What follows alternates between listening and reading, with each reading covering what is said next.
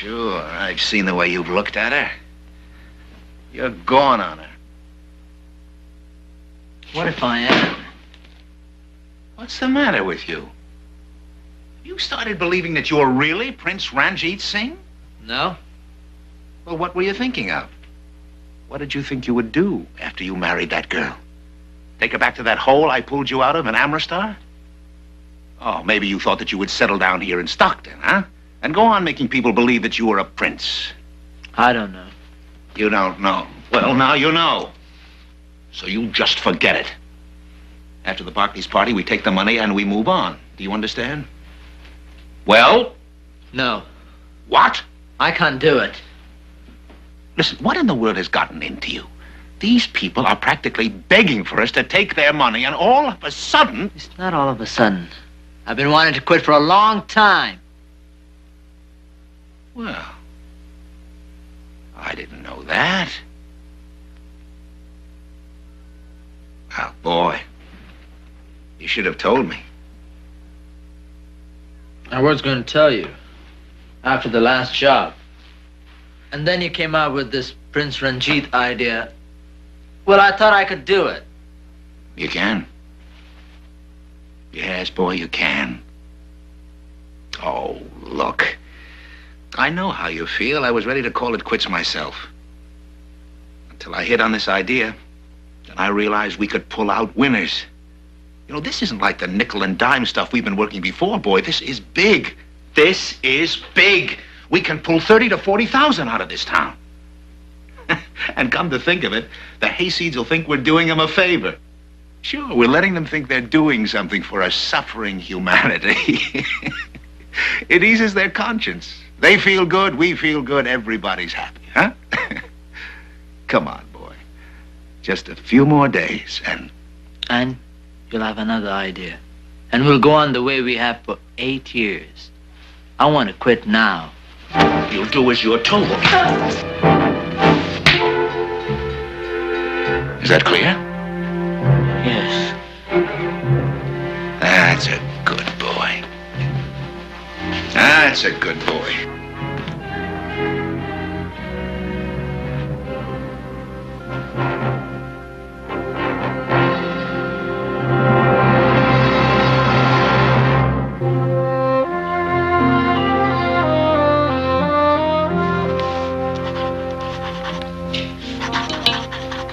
We can finish addressing these invitations later if you'd like.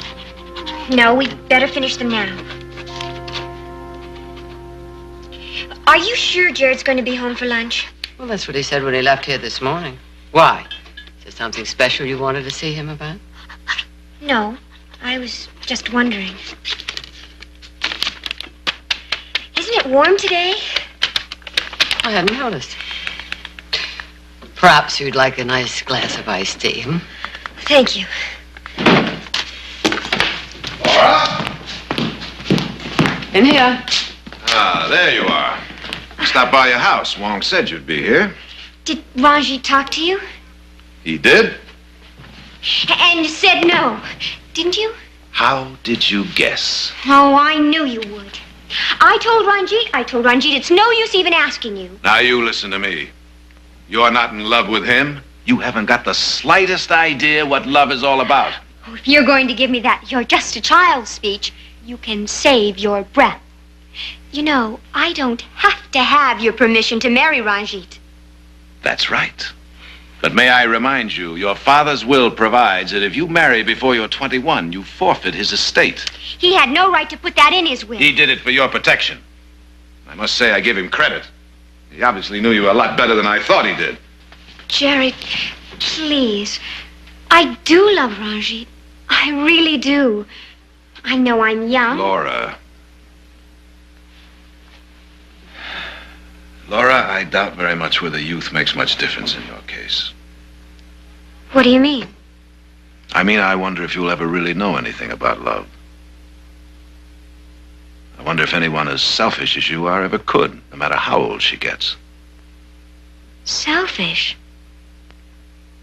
I had to beg you to let me give Ranjit $5,000, and you call me selfish. That's right. Laura, you want to give him that money to impress him. The fact that it might feed a lot of hungry people doesn't mean a thing to you. I hate you. Laura! Laura! Let her go, Jared. Let her go. She'll cry it out. But I can't tell what she might do. Well, there's nothing you can do to prevent it, unless, of course, you'd like to lock her in her room until she's 21. Well, I suppose you're right. I tell you, I don't know what's going to happen to that girl. Same thing that happens with all children. They grow up. Yes, but in the meantime... In the meantime, you do the best you can. Not necessarily. I could ask Judge Hartman to appoint somebody else. No, Jared, that you cannot do. I didn't ask for the job. But you didn't refuse it. Now, Jared, you're Laura's father, or the closest thing there is to one. And being a parent is one responsibility you can't walk away from. Come on, let's have some lunch. You'll feel better.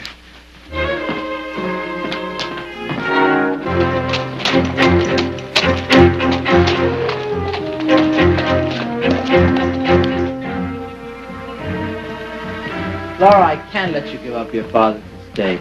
But I want to give it up. Oh, Ranjit, we could go to San Francisco. I could sell my jewelry there. Jewelry? Mm-hmm. Well, it's worth a lot of money. Almost $20,000. I could go home and... No. But why? Laura, it's such a big step for you. I want you to be sure. I am sure. Think about it. I can leave Stockton before Barclay's party. We can decide after Saturday night. All right. Okay. You gotta go now. Miss Hayden, well, how nice to see you again. Thank you. Laura was just leaving. Oh, must you go? Yes. It was nice seeing you again, Captain Crawford. Thank you. Bye-bye.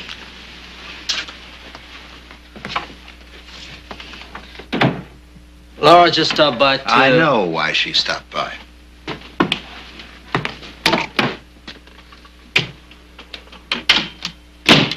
So, Miss Hayden has $20,000 worth of jewelry at home, huh? She's giving us $5,000 Saturday night. Isn't that enough? What's the matter with you? I know what you're thinking. You might as well forget it. All right, boy. It's forgotten.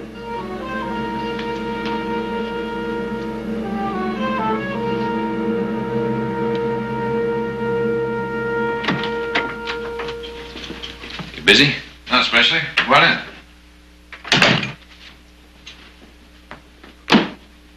If you got a minute, I'd like to talk to you. Sure. What about? Well, about last night. You know, I told the sheriff I didn't have any idea who the man I saw running away from Nita's place was. Well, that was the truth, wasn't it? Well, it was and it wasn't. When I saw that man running away, well, for a minute I thought it was the Prince's aide. Crawford?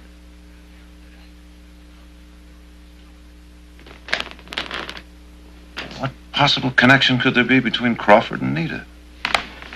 I don't know. That's why I didn't say anything to the sheriff. Or to you. So if it turned out that I was wrong, well, it could be pretty embarrassing for everybody. You're right, it would be. When we get right down to it, we don't really know anything about Mr. Crawford, except for what Reverend Hamilton's told us. How much does he know? Not that much, really.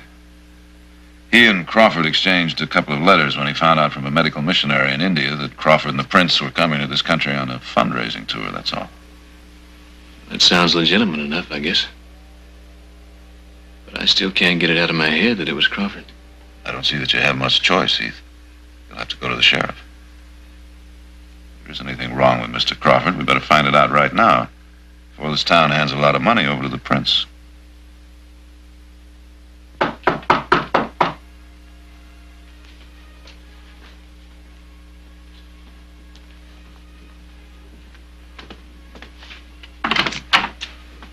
Captain Crawford, I'm Sheriff Madden.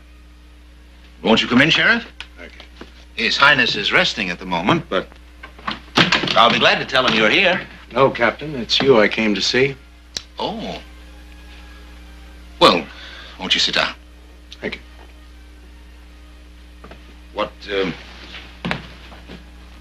What is it I can do for you, Sheriff? Well, now, this may be a little bit awkward, but I'd like to ask you about last night. What about last night? A woman named Nita Yates worked here as a waitress in the hotel, was found murdered. Oh, yes. Yes, I heard. What about it? Well, someone saw a man running away from Nita's house shortly after the murder, and he thinks it was you. What? What is this, Sheriff? Some kind of a joke? Well, that may very well be, but I'd still have to ask you some questions. You understand that? Of course. Of course, Sheriff. What is it you want to know? How long have you been the Prince's aide? About 10 years now. Before that, you were captain of a steamer. That's right. Star of India. Yeah, I know the ship well. Used to put into San Francisco. Not while I was captain, Sheriff. We only sailed from Southampton to Bombay. Now, may I ask what it is you're getting at? Nita Yates was from San Francisco, and at one point or another, she probably worked every saloon on the waterfront. I see. And you're wondering if I might have known her there? Uh-huh. The answer, Sheriff, is no. I did not know her in San Francisco because I was never in that city until the Prince and I arrived there from Calcutta to start this tour. Well, I didn't think there was an American seaman alive who hadn't put into San Francisco at one point or another. Sheriff, are you calling me a liar? No, Captain. I'm merely suggesting that... I said I would cooperate, but I'm not going to submit to a cross-examination in which my honesty is obviously in question. You know, if the Prince knew about this... Oh, he could make trouble for me. Is that what you were going to say? He could, Sheriff. He could indeed. A great deal of trouble. Now, I'm willing to drop this right here. Because the whole thing is just too preposterous to discuss any further. All right, Captain. Sorry I bothered you.